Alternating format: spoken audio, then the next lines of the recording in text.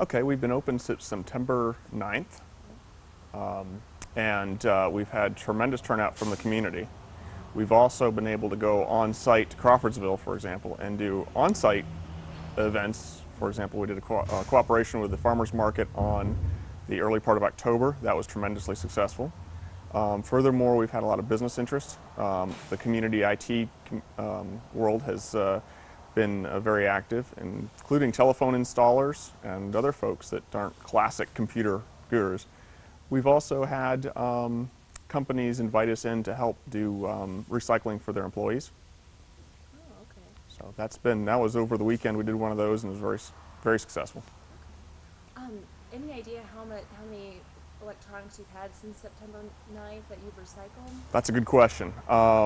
It has been probably, I would call it a big truckload, a semi-load at least.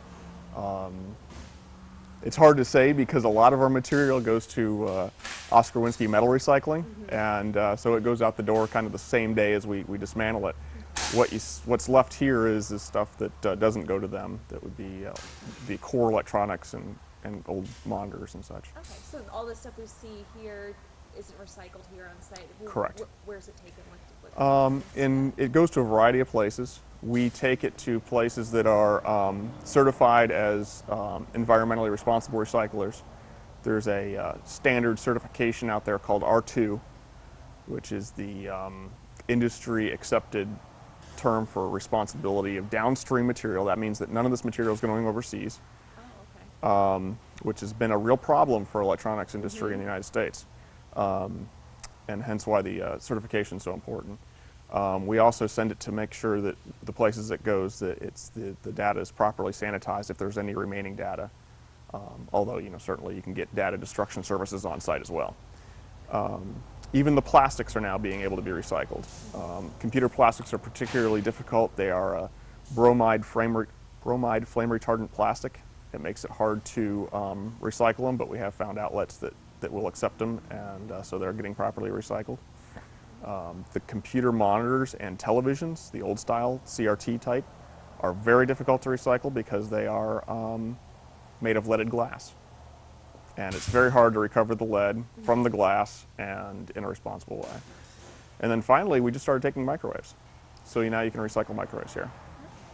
Now, what do you guys take out of all these electronics here? I know last time I was here, the precious metals were talking about. What do you guys, when you break down the computers and electronics, what does Oscar Winski take?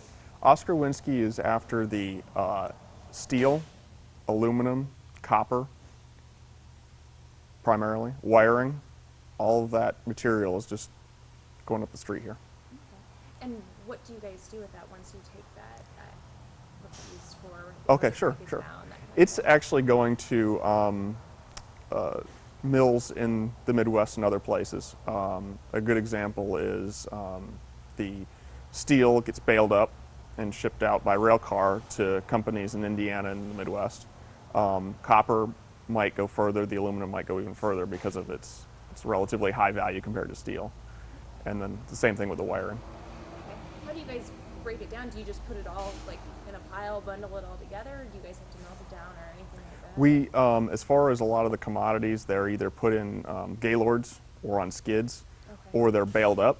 We have a baler at the non-ferrous warehouse where the copper can be baled up and shipped out, wiring can be baled up and shipped out, and that just makes a denser package.